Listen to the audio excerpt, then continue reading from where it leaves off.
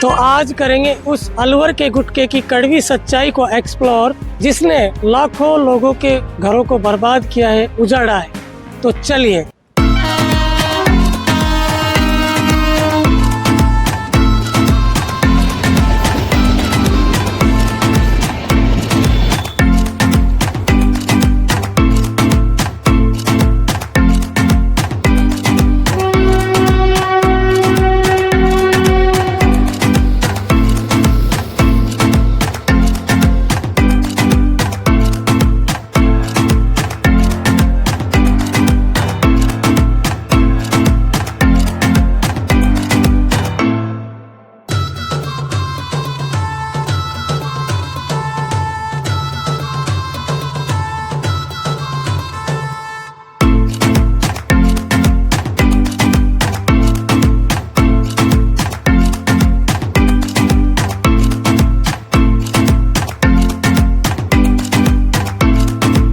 राजस्थान के कोने में बसा ये जिला अलवर जिला है और यहाँ इसकी पहचान कभी मीठे दूध, कभी मावे से बनी मिठाइयों से हुआ करती थी, लेकिन आज इनकी इस शहर की गलियों में और देहात के गांवों में आज युवाओं की जेबों में जो मिलता है वो मिलता है सिर्फ मीठा जहर।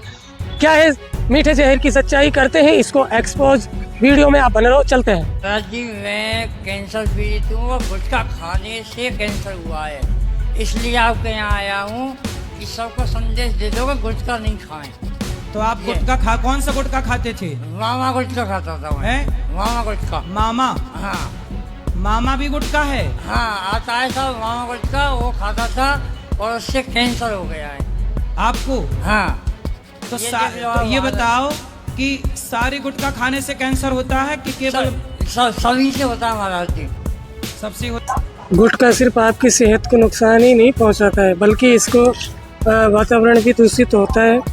और रेलवे स्टेशन, बस स्टैंड, शहर के बड़े बड़े जो जगह होती हैं जहाँ पे टूरिस्ट प्लेस होते हैं, वहाँ पे लोगों ने किस तरह की यहाँ पे गंदगी फैलाई हुई है, ये आप देख सकते हैं। आप कहाँ के ज्ञानी बाबा? नहीं भाई, मैं तो यही हूँ।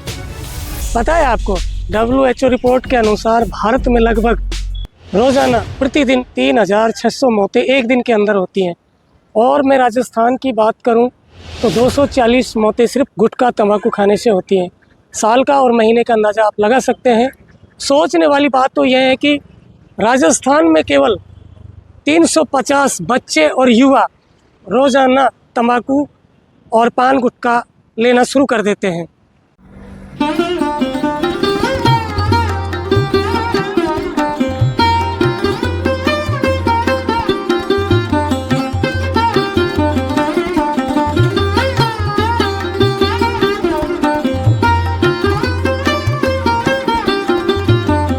देखो भाई साहब, बात तो ये है कि गुटखा खाना तो एक सबसे बड़ी दर्दनाक मौत वाली बात है कि जो खाएगा वो कैंसर पीड़ित हो जाएगा और इससे मतलब उसे बहुत ज़्यादा प्रॉब्लम हो जाएगी, दर्दनाक मौत। और दूसरा, जो भी इसको प्रमोट करते हैं, जैसे सेलिब्रिटी क्यों ना, तो उनके खिलाफ भी कुछ एक्शन लेना चाहिए हमें।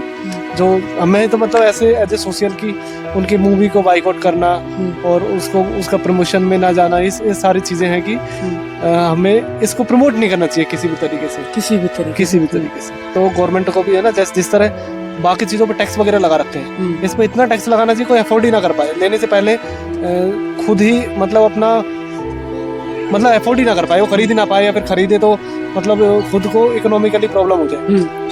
अभी जो प्रमोशन हो रहे हैं इसके, जो बड़े बड़े एड्स आते हैं कि भाई केसर, दाने दाने में केसर खाता है। अब एक बात बताइए, हाँ 5 लाख रुपए किलो केसर है। क्या केसर में दम हो सकता है क्या? ये तो सर बिल्कुल झूठ है। और एक सेलिब्रिटी अपनी मतलब ये समझो कि वो फेमिनेशन होती है और उसको खो रहे हैं ये सब बातें बोलकर, जो एकदम झूठ है। और ये सब गलत है कि वो गलत चीज़ों को प्रमोट कर रहे हैं।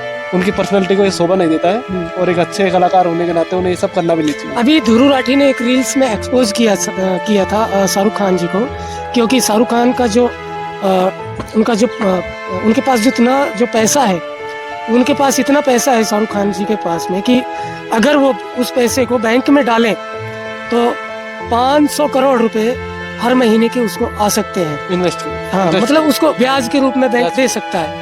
तो उनको क्या जरूरत है इतने बड़े ऐड को करने की और अब इतने लोग इसमें मारे जाते हैं, इतना बड़ा आंकड़ा है।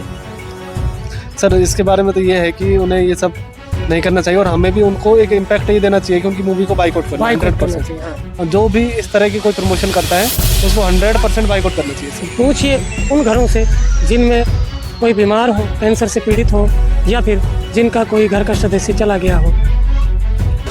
कुछ भी हो मेरे को मतलब नहीं है। मेरे माँ बाप ने मेरे को ये किया है, बेटे खा कुछ भी कर, मेरे को मतलब नहीं है। इसलिए बोला है गुटखा खा।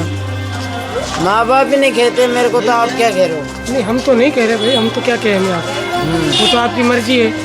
हम दबाव थोड़ी डालेंगे कि भाई खाओ तुम।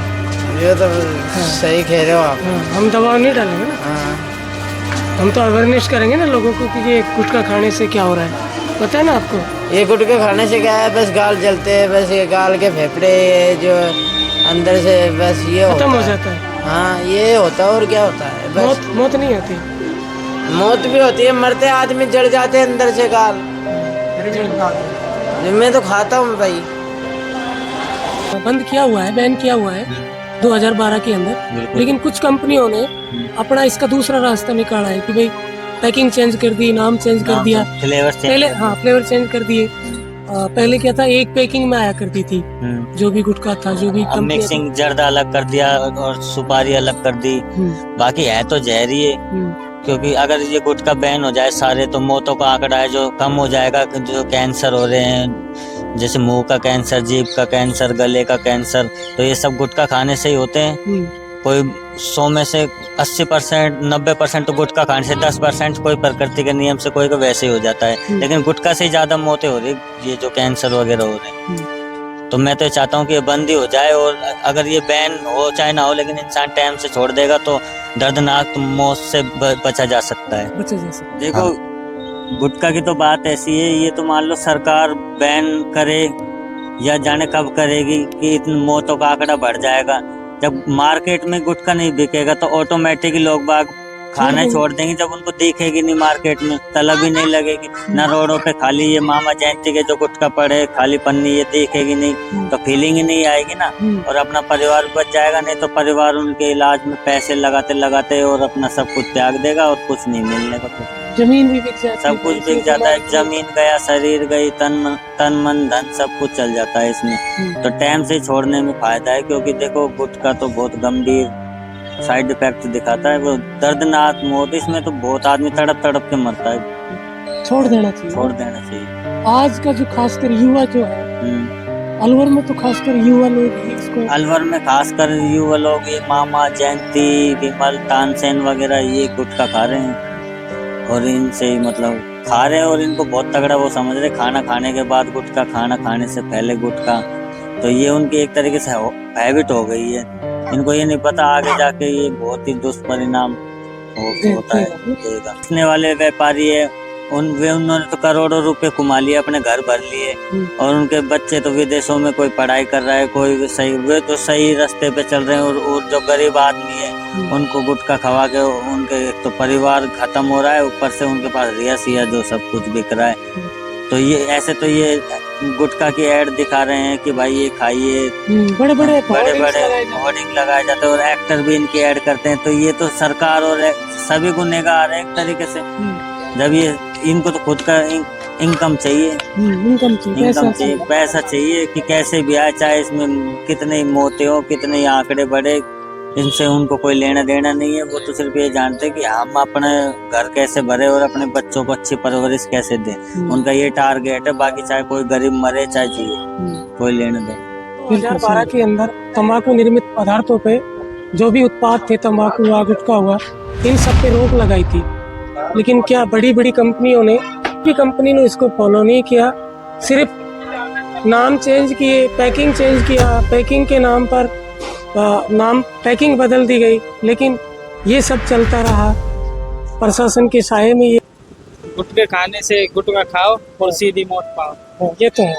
ये और ये कि अपन जैसे गुटखा खाते हैं तो उस गुटखा से अपने लिए भी हानिकारक है और दूसरे के लिए भी हानिकारक है। सरकार की तरफ से गुटखा की फैक्ट्री ये सब बंद कराई जाए, ताकि ये गुटखे से किसी की मौत ना हो। और हमें इधर अपन जैसे गुटखा खाते हैं तो ये गुटखा खाने वाले लोग इधर के आसपास गंदगी कर देते हैं, तो ये गंदगी भी साफ होगी, ज्यादा गुटखा ना खाएं और फैक्ट्री सरकार से हमारा निवेदन है कि सरकार फैक्ट्री बंद करे। दोस्तों जरा ध्यान से देखिए, अलवर के बीचों बीच मेन सड़क पर किस तरह मीठे जहर का प्रचार और प्रसार किया जा रहा है। यहाँ से हर रोज़ लाखों लोग और स्कूली बच्चे गुजरते हैं, लेकिन मीठे जहर बेचने वालों को कोई फ़र्क नहीं पड़ता।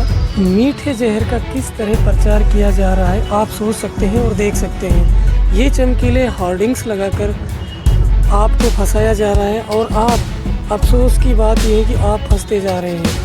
इस मकड़ जाल से आपको बचना है, आप बचिए। बहुत बड़ी सीगली जो आदमी अंधविश्वास फैलाए ही कैंसर से आदमी सही नहीं होता है और लास्ट में उसकी मृत्यु भी होती है, लेकिन ऐसा कुछ नहीं है। कैंसर का भी इलाज है और मैं सबसे ज़्यादा अपना एहसान वाला अपने डॉक्टर साहब का हूँ, उनको मैं भगवान मानता हूँ कि जिन्होंने मुझे इस अवस्था से, कैंसर से, इतनी कम, उस समय मेरी उम्र मात्र 30 वर्ष थी, 29 वर्ष थी, उस समय मुझे सफल इलाज देकर के आज मेरा पूरा परिवार, सब मैं नहीं, मेरा पूरा परिवार बर्बाद। इस वीडियो का माध्यम किसी कंपनी या किसी संस्थान को बदनाम करना नहीं है। हमारा जो उद्देश्य है, लोगों में अवेयरनेस का उद्देश्य से ये वीडियो हमने बनाई है। मिलते हैं किसी नेक्स्ट वीडियो में, तब तक के लिए जय हिंद, जय भारत।